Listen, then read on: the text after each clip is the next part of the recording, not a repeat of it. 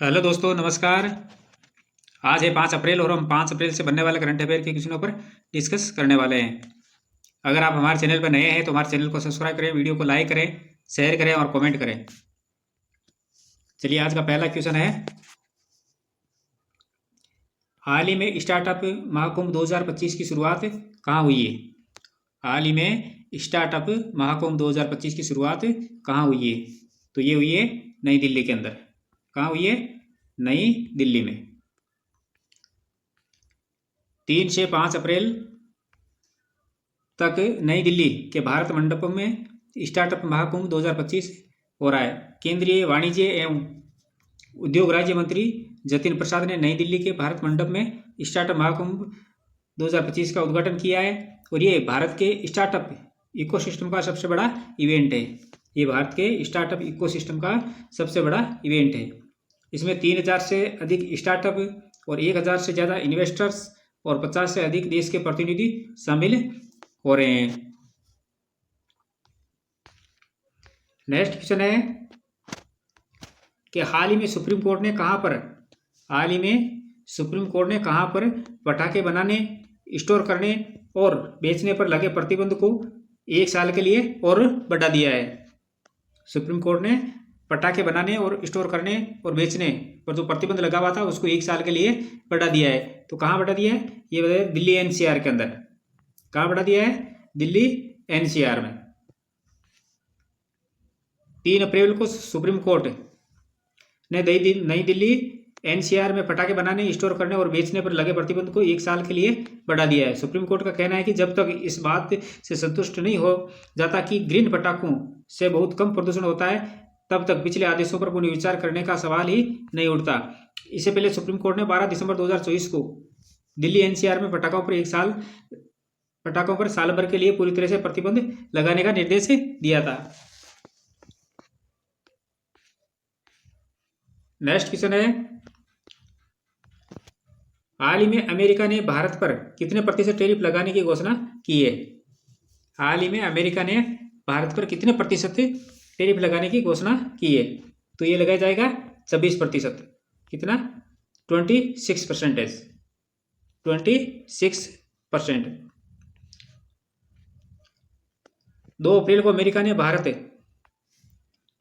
पर 26% टैरिफ लगाने की घोषणा की और अमेरिकी राष्ट्रपति डोनाल्ड ट्रंप ने व्हाइट हाउस के रोज गार्डन में make America wealthy again event में इस रेसिप्रोकल टैरिफ की घोषणा की है। अमेरिकी राष्ट्रपति के अनुसार भारत अमेरिका पर 52% टैरिफ लगाता है। भारत कितना लगाता है अमेरिका पर? 52% तक। इसलिए अमेरिका भारत पर 26% टैरिफ लगाएगा। भारत के अलावा चीन पर 34 और यूरोपियन यूनियन पर 20 और साउथ कोरिया पर 25 और जापान पर 24 और वियतनाम पर 46 और ताइवान पर 32 और ये रेसिप्रोकल टैरिफ 9 अप्रैल को रात 12 बजे के बाद लागू होंगे। नेक्स्ट क्वेश्चन है, हाल ही में national payment corporation of India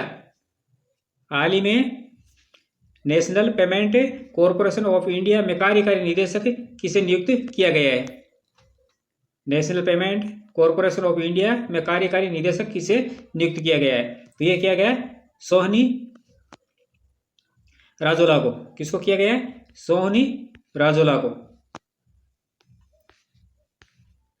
सोहनी राजोला को national payments corporation of India में कार्यकारी निदेशक ग्रोथ के रूप में नियुक्त किया गया और इस भूमिका में एनपीसीआई के भुगतान समाधानों को अपनाना, उत्पादों को बेहतर बनाना और बैंकों, फिनटेक कंपनियों सहित प्रमुख हितधारकों के साथ साझेदारी का प्रबंध करना शामिल है। दिलीप आस्पे एनपीसीआई के प्रबंधक, निदेशक और मुख्य कार्यकारी अधिकारी हैं। एनपीसीआई भारत में डिजिटल भुगतान प्रणाली को मजबूत करता है और ये RBI, IBA, Indian banks association का संयुक्त उपक्रम है और एनपीसीआई भारत में खुदरा भुगतान और निपटान प्रणालियों के संचालन के लिए एक छत्र संगठन है। National payment corporation of India की स्थापना 2008 में कंपनी अधिनियम 2013 की धारा 8 के तहत पंजीकृत एक गैर लाभकारी संगठन के रूप में भारतीय रिजर्व बैंक और भारतीय बैंक संघ द्वारा की गई थी और एनपीसीआई के द्वारा कई उत्पाद जैसे भीम ऐप, रुपे कार्ड और IMPS लॉन्च भी किए गए हैं। नेक्स्ट क्वेश्चन है, हाल ही में 4 अप्रैल को जारी रिपोर्ट के अनुसार, हाल ही में 4 अप्रैल को जारी रिपोर्ट के अनुसार नेटवर्क तत्परता सूचकांक में, नेटवर्क तत्परता सूचकांक में भारत का कौन सा स्थान है? तो भारत का कौन सा स्थान है? यह है 36। कौन सा स्थान है? 36। नेटवर्क तत्परता सूचकांक में भारत 36 नंबर पे है। 4 अप्रैल 2025 को नेटवर्क तत्परता सूचकांक में भारत 37वें स्थान पर था और भारत ने अग्रणी औद्योगिक प्रौद्योगिकियों को अपनाने और एकीकृत करने की अपनी क्षमता में उल्लेखनीय प्रगति की है और वैश्विक नेटवर्क तत्परता सूचकांक पर इसकी रैंकिंग में उल्लेखनीय सुधार हुआ है। UNCTAD की 2025 प्रौद्योगिकी और नवाचार रिपोर्ट के अनुसार भारत 170 देशों में से 36वें स्थान पर है, जो 2022 के अंदर 48वें स्थान पर, जो अपनी पिछली रैंकिंग से काफी सुधार को दर्शाता है। 2022 के अंदर 48वें नंबर पर था और अभी 36वें नंबर पर है 170 देशों की लिस्ट के अंदर। नेक्स्ट क्वेश्चन है, हाल ही में केंद्र सरकार ने एंटी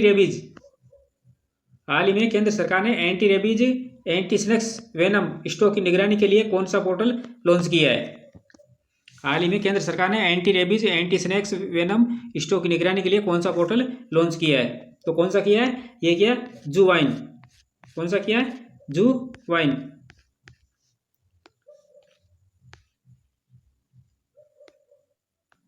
एंटी रेबीज टीका और एंटी स्नेक्स वेनम रेबीज और सांप के काटने से बचने के लिए लगाए जाते हैं। इनकी उपलब्धता सुनिश्चित करने के लिए जुविन नाम का एक इलेक्ट्रॉनिक नेटवर्क बनाया गया है। शुरुआत में इसे दिल्ली, मध्य प्रदेश, असम, पुडुचेरी और आंध्र प्रदेश में शुरू किया जाएगा। जुविन पोर्टल को राष्ट्रीय रोग नियंत्रण केंद्र ने UNDP के साथ मिलकर बनाया है। यानी किसने बनाया है? ये बनाया है राष्ट्रीय रोग नियंत्रण केंद्र ने UNDP के साथ मिलकर बनाया है। अब बात करें रेबीज के टीके की, तो रेबीज के टीके की खोज लुई पास्चर, एक फ्रांसीसी माइक्रो बायोलॉजिस्ट थे, उन्होंने की थी। कब की थी? 6 जुलाई 1985 को जोसेफ मिस्टर को पहला रेबीज का टीका लगाया था। और एंटीवेनम, जिसे एंटीवेनिन भी कहा जाता है, एक एंटीबॉडी थेरेपी है जो किसी विशिष्ट विष के भीतर मौजूद विषाक्त पदार्थों को निष्क्रिय कर सकती है। अगर काटने के बाद रोगी में तुरंत इंजेक्शन लगाया जाए तो। और फ्रांसीसी वैज्ञानिक और चिकित्सक अल्बर्ट केलमेट को पहला सांप का एंटीवेनम बनाने का श्रेय दिया जाता है।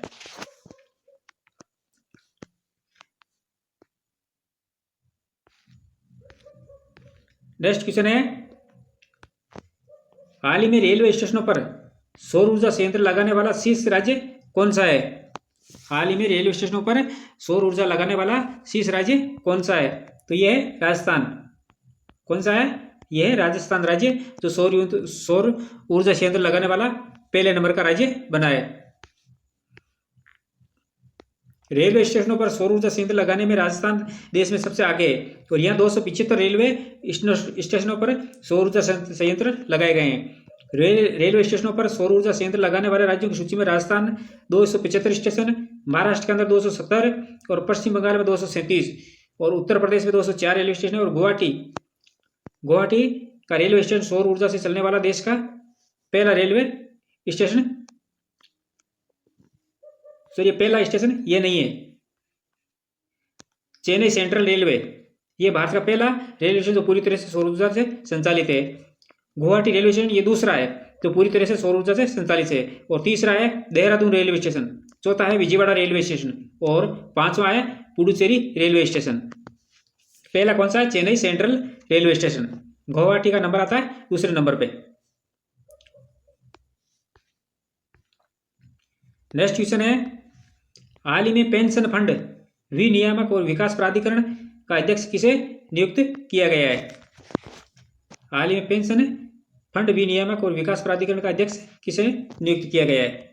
तो ये किया गया एस सुब्रमण्यम रमन को अध्यक्ष नियुक्त किया गया है। निखिल सिंघल, इनको जो उत्तर प्रदेश का जो भी वो जो रत्न पुरस्कार रत्न मिला था, और सोहनी राजोला जो अभी हमने पिछले क्वेश्चन में बताया, और पूनम गुप्ता तो ये आरबीआई की जो अभी हाल ही में बनाई गई है। तो इसका सही आंसर हो जाएगा एस सुब्रमण्यम रमन। पेंशन निधि विनियामक और विकास प्राधिकरण के वर्तमान अध्यक्ष शिव सुब्रमण्यम रमन है। वे उप नियंत्रक और महालेखा परीक्षक भी है, और उन्हें 5 साल के कार्यकाल के लिए बनाया गया है, अध्यक्ष नियुक्त किया गया है। और भारतीय लेखा परीक्षक और लेखा सेवा के 1991 बैच के अधिकारी हैं, और उन्होंने 2021 से 2024 तक भारतीय लघु उद्योग विकास बैंक यानी सिडबी के अध्यक्ष और प्रबंधक निदेशक के तौर पर भी काम किया है। और इससे पहले वो national e governance services limited के एमडी और सीओबी थे, और 2015-16 में झारखंड के रांची में प्रधान महालेखाकार भी रह चुके हैं, और 2007 से 2013 के बीच सेबी में मुख्य महाप्रबंधक और बाद में कार्यकारी निदेशक के तौर पर भी कार्य किया है। अब बात करें इसकी पेंशन निधि विनियाय और विकास प्राधिकरण की, तो ये एक वित्त मंत्रालय के अंतर्गत आने वाला संगठन है, और इसकी स्थापना भारत सरकार ने की थी, और इसका मुख्यालय नई दिल्ली के अंदर है।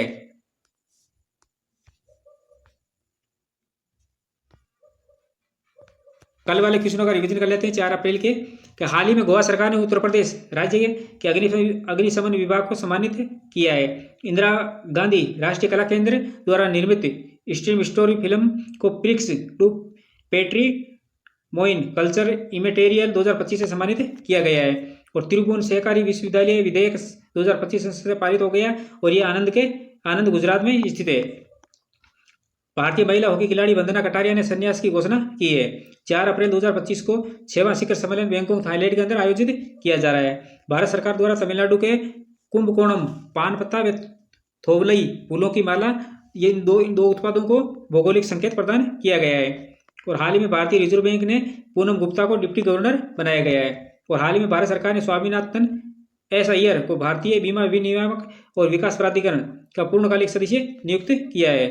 और हाल ही में उत्तर प्रदेश अनमोल रत्न पुरस्कार से निखिल सिंघल को सम्मानित किया गया है, और डॉक्टर अनिल शर्मा अनमोल को विश्व रत्न पुरस्कार से भी सम्मानित किया गया है। तो दोस्तों, ये थी हमारी आज की क्लास। ऐसे ही महत्वपूर्ण प्रश्नों के साथ कल फिर मिलेंगे, तब तक के लिए धन्यवाद।